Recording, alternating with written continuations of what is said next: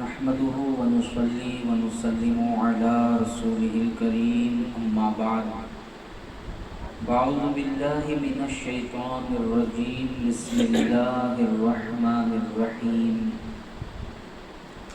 تلك الرسل فضلنا بعضهم على بعض صدق الله العظيم بڑی الصلاة والسلام علیک یا رسول اللہ الصلاة والسلام علیک یا رسول اللہ الصلاة والسلام علیک یا حبیب اللہ الصلاة والسلام علیک یا حبیب اللہ الصلاة والسلام علیک یا نبی اللہ الصلاة والسلام علیک یا نبی اللہ وعلی آلک واصحابک اصحابک یا نور اللہ یا نور اللہ صلی اللہ تعالی صلی اللہ تعالی علیہ وسلم۔ علیہ وسلم۔ سب سے اولا و اعلیٰ ہمارا نبی، سب سے اولا و اعلیٰ ہمارا نبی، سب سے بالا و والا ہمارا نبی، خلق سے اولیاء، اولیاء سے رسول، خلق سے اولیاء، اولیاء سے رسول، اور رسولوں سے اعلیٰ ہمارا نبی۔ میرے پیارے آقا صلی اللہ تعالی علیہ وسلم کے پیارے دیوانوں، اللہ تبارک و تعالی قرآن مقدس میں ارشاد فرما رہا ہے، ہم نے بعض رسولوں کو بعض پر فضیلت عطا فرمائی ہے۔ ہم نے کسی کو آدم بنایا تو کسی کو صفی بنایا تو کسی کو نجی بنایا، کسی کو ذبیح بنایا تو کسی کو خلیل بنایا، کسی کو کلیم بنایا تو کسی کو حبیب بنایا۔ میرے پیارے آقا صلی اللہ تعالی علیہ وسلم کے پیارے دیوانوں، جس طرح ایک آفس ہوتی ہے، آفس میں کام کرنے والے بہت سارے ہوتے ہیں، ان ساروں میں سب کے الگ الگ درجے ہوتے ہیں۔ آفس کے مین گیٹ پر جو گارڈ کھڑا ہے اس کا درجہ الگ ہے، اور کیبن میں جو مینیجر بیٹھا ہوا ہے اس کا درجہ الگ ہے۔ اسی طرح سب کے درجے وہاں پر الگ الگ الگ الگ ہوتے ہیں۔ یہ آفس ایک چھوٹی سی آفس ہے جس میں 30 لوگ امپلائی ہیں، 50 لوگ امپلائی ہیں، مگر وہاں بھی سب برابر نہیں، وہاں بھی الگ الگ مرتبے ہیں، الگ الگ رتبے ہیں، الگ الگ ان کو اختیارات دیے گئے ہیں، مگر یہ پوری دنیا میں جو سب سے بڑا ہے اسے محمد الرسول اللہ کہتے ہیں۔ اعلیٰ حضرت رحمت اللہ تعالی علیہ فرماتے ہیں، پوری انسانیت میں، خلق میں سب سے بڑا مرتبہ اللہ نے رسولوں کو عطا فرمایا، اور رسولوں میں سب سے بڑا مرتبہ اللہ نے ہمارے محبوب کو عطا فرمایا۔ کہتے ہیں خلق سے اولیاء، اولیاء سے رسول، اور رسولوں سے اعلیٰ ہمارا نبی۔ تو میرے پیارے آقا کے پیارے دیوانوں، اللہ کے بعد سب سے بڑا مرتبہ ہمارے نبی کو عطا کیا گیا، ہمارے آقا کو عطا کیا گیا۔ جب بڑا مرتبہ ہے تو خوبیاں بھی بڑی ہونی چاہیے۔ ایسا نہیں کہ دنیا میں سب سے بڑا مرتبہ ان کے پاس ہے، خوبی ان کے پاس نہیں، ایسا نہیں ہو سکتا۔ بڑا مرتبہ کا مطلب یہ کہ سب سے زیادہ حسین بھی ہو۔ بڑا مرتبہ کا مطلب یہ سب سے اعلیٰ اخلاق والے بھی ہو۔ بڑا مرتبہ کا مطلب یہ سب سے زیادہ علم والے بھی ہو۔ اور میرے آقا کے علم کا معاملہ تو یہ ہے، اللہ اللہ ہم جو دیکھتے ہیں، دیکھ کر ہم علم حاصل کرتے ہیں، سن کر ہم علم حاصل کرتے ہیں، چکھ کر ہم علم حاصل کرتے ہیں، پکڑ کر ہم علم حاصل کرتے ہیں، مگر میرے آقا صلی اللہ علیہ وسلم کو اللہ نے فرمایا محبوب تو دیکھ کر تو علم حاصل کرے گا، چکھ کر تو علم حاصل کرے گا، مگر سب سے زیادہ تجھے میں پڑھانے والا ہوں۔ الرحمن علم القرآن، اللہ کہتا ہے رحمان وہ ہے جس نے اپنے محبوب کو قرآن سکھایا ہے۔ اب جب خدا نے سکھایا حضور کو، جب خدا نے سکھایا حضور کو، تو مطلب یہ کہ حضور کے جیسا علم کسی کے پاس نہیں۔ اسی لیے کہا جاتا ہے لوگ جو دیکھتے ہیں علم حاصل کرتے ہیں دیکھ کر، مگر نبی کا معاملہ یہ ہے جو دکھتا ہے نبی کو وہ بھی پتا ہے، اور جو چھپا ہوا ہے نبی کو وہ بھی پتا ہے۔ اس کو کہتے ہیں علم غیب، چھپی ہوئی چیز کو جاننا۔ مثال کے طور پر آپ کے پیٹھ کے پیچھے کیا ہے آپ کو پتا نہیں۔ یہ گھر کے سامنے جو روڈ ہے، روڈ پر آدمی جا رہا ہے، ٹو ویلر جا رہی ہے، بکری جا رہی ہے، گائے جا رہی ہے، آپ کو پتا نہیں، مگر اللہ نے نبی کو ہر چیز کا علم عطا فرمایا تھا۔ گلی میں کیا ہو رہا ہے وہ تو دور کی بات ہے، غاروں میں کیا ہوتا ہے نبی کو وہ بھی پتا ہے۔ دلوں کے کیفیات کیا ہیں نبی کو وہ بھی پتا ہے۔ اللہ نے اپنے نبی کو ایسا علم عطا فرمایا، اسی لیے اعلیٰ حضرت پکار اٹھے اور کوئی غیب کیا تم سے نہا ہو بھلا، جب نہ خدا ہی چھپا تم پہ کروڑوں درود۔ اب آئیے میں آپ کو بتاؤں میرے پیارے آقا علیہ السلام کے پیارے دیوانوں، حضور کا علم غیب کیسے تھا۔ چھپی ہوئی چیزوں کو حضور جان لیتے تھے، پوشیدہ چیزوں کو حضور معلوم کر لیتے ہیں۔ اسلام کی سب سے پہلی جنگ ہے جسے جنگ بدر کے نام سے یاد کیا جاتا ہے۔ مسلمانوں میں اور غیروں میں، غیر مسلم میں، کافروں میں ایک بہت بڑی جنگ ہوئی۔ اسلام کی سب سے پہلی جنگ، جنگ بدر۔ اس جنگ میں حضور کے اپوزٹ میں حضور کے چاچا حضرت عباس رضی اللہ تعالیٰ عنہ بھی تھے۔ بعد میں مسلمان ہوئے، کلمہ پڑھ کر حضور کی غلامی اختیار کی اور حضور کی تعریفیں کرنے لگے، مگر پہلی جنگ میں حضور کے اپوزٹ تھے، کافروں کی طرف سے آئے تھے۔ جنگ بڑی خطرناک ہوئی، اللہ تبارک و تعالیٰ نے مسلمانوں کو کامیابی عطا فرمائی، اور کچھ کافر مسلمانوں کے قیدی بنے اور مسلمانوں نے کچھ کافروں کو پکڑ لیا۔ یہاں تک کہ پکڑے جانے والوں میں حضور کے چاچا بھی تھے۔ حضور علیہ السلام ان کو لے کر، پورے قیدیوں کو لے کر مدینہ پہنچے۔ کچھ دن قیدیوں کو ہاتھوں میں رسیاں، پیروں میں بیڑیاں ڈال کر رکھا گیا، اور رکھنے کے بعد جب کچھ دن ہوئے تو حضور علیہ السلام نے اعلان فرمایا کہ اے قیدیوں، تم فدیہ دے کر، ٹیکس دے کر تم جا سکتے ہو، ہم تمہیں رہائی دیں گے۔ تو جب یہ اعلان ہوا تو جو قید ہوئے تھے وہ پیسہ دیتے اور رہائی حاصل کر لیتے، واپس مکہ چلے جاتے، یہ معاملہ تھا۔ یہاں تک کہ حضرت عباس جو حضور کے چاچا تھے، انہوں نے کیا کیا تھا، جب جنگ بدر لڑنے کے لیے آ رہے تھے بدر کی جنگ کی طرف، تو انہوں نے کچھ مال، کچھ سونا اپنی بیوی کو دیا تھا اور کہا تھا اے میری شریک حیات، اگر میں جنگ سے زندہ واپس آ گیا تو یہ سونا، یہ مال مجھے واپس دے دینا، اگر میں واپس نہیں آیا، مر گیا، تو یہ سونا، یہ مال فلاں کو اتنا، فلاں کو اتنا، اور تو اتنا رکھ لینا اگر میں مر گیا تو یہ بات چیت حضرت عباس کر کر جنگ کرنے آئے۔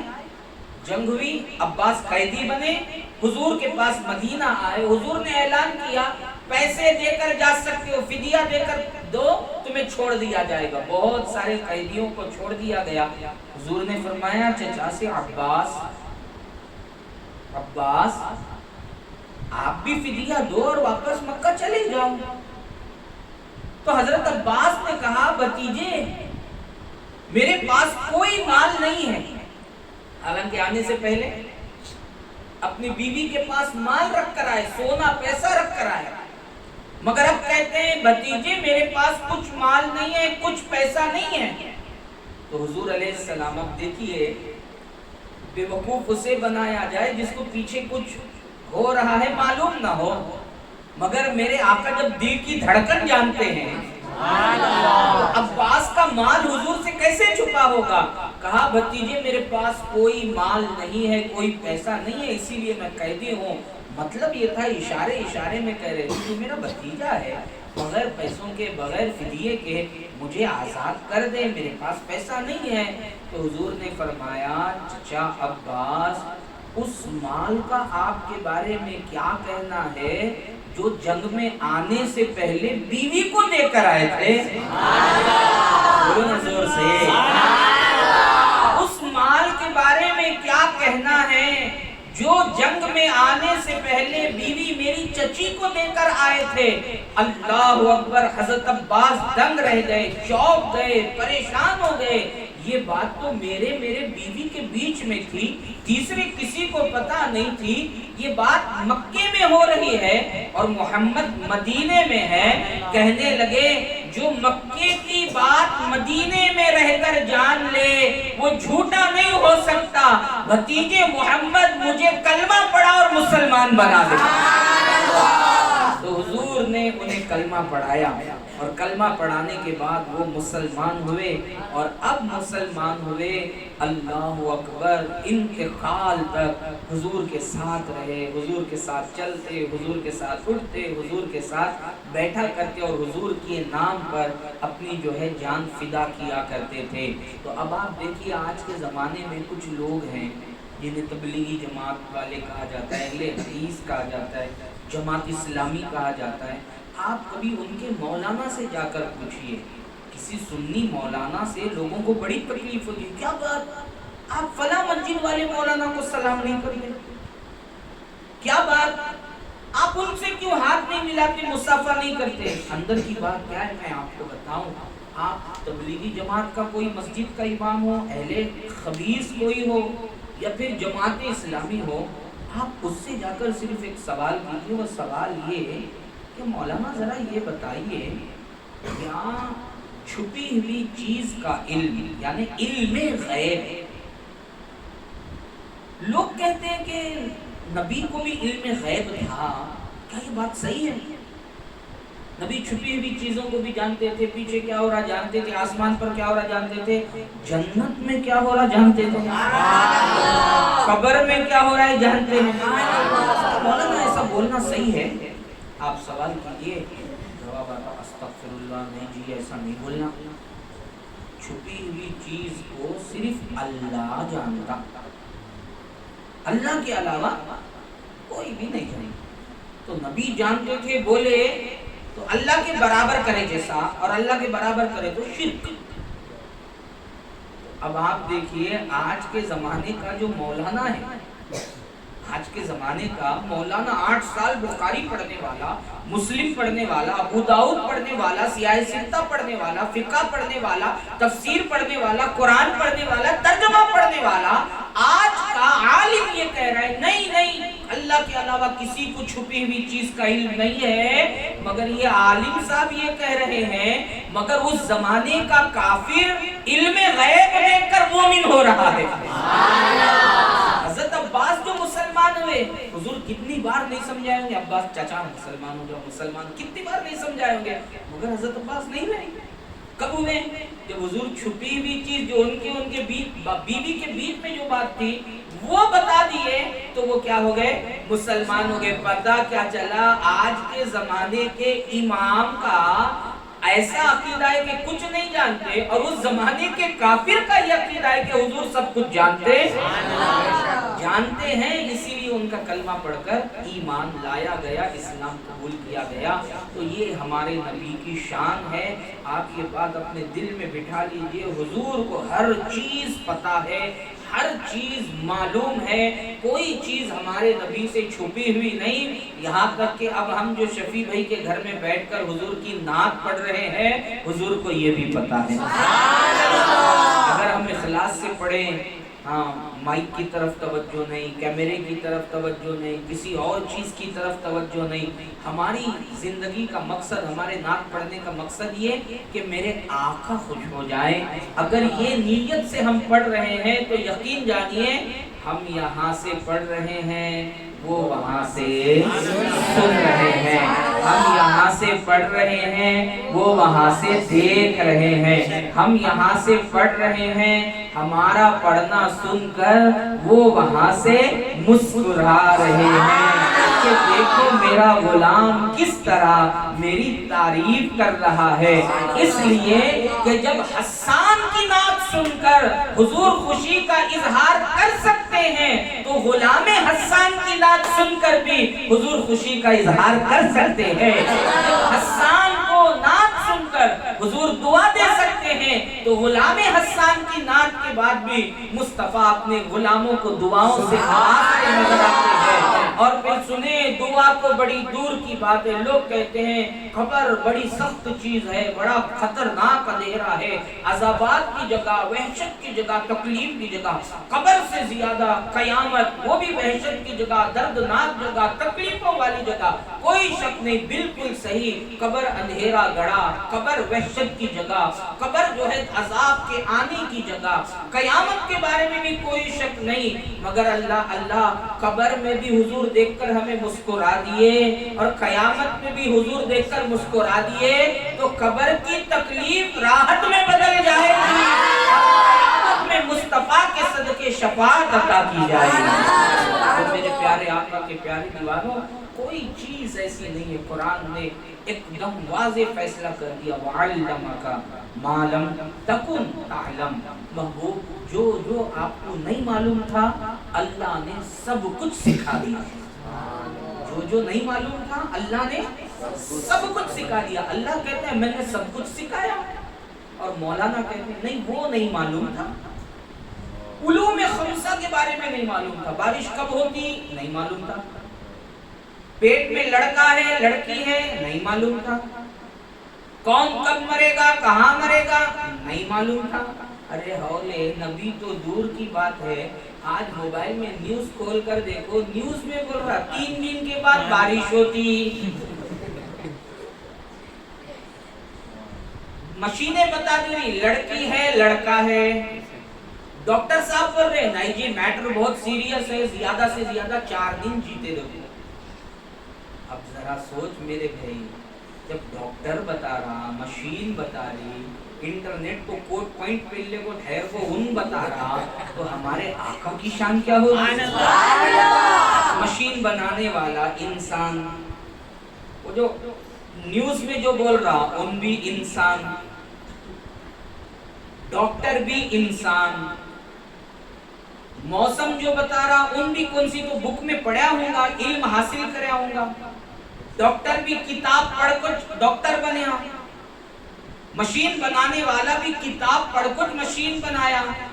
یعنی ان سب کو پڑھانے والا کوئی انسان ہی ہے. مشین بنانے والے کو پڑھانے والا بھی انسان، ڈاکٹر کو پڑھانے والا بھی انسان، موسم کی جانکاری دینے والے کو پڑھانے والا بھی انسان. یعنی انسانوں کو انسانوں نے پڑھایا تو یہ معاملہ ہے، انسان کو رحمان نے پڑھایا تو شان کیا ہوا. اسی لیے اللہ قرآن میں کہتا ہے میں نے محبوب کو قرآن سکھایا ہے. تو یہ ایک عقیدے کی بات ہے. آپ لوگ جتنے یہاں ہیں یہ اپنے ذہن میں بٹھا لیجئے، زمین میں کوئی ایسا رائی کا دانہ بھی نہیں ہے جو حضور کو نہیں معلوم. ہر چیز حضور کو معلوم ہے. اللہ نے حضور کو سب کچھ سکھا دیا ہے. اللہ مجھے آپ کو تمام کو اس میلاد شریف کی محفل کی برکتیں، رحمتیں، سعادتیں عطا فرمائے. استغفر اللہ ربی من کل ذنب واتوب الیہ وما علینا الا البلاغ. السلام علیکم ورحمۃ اللہ.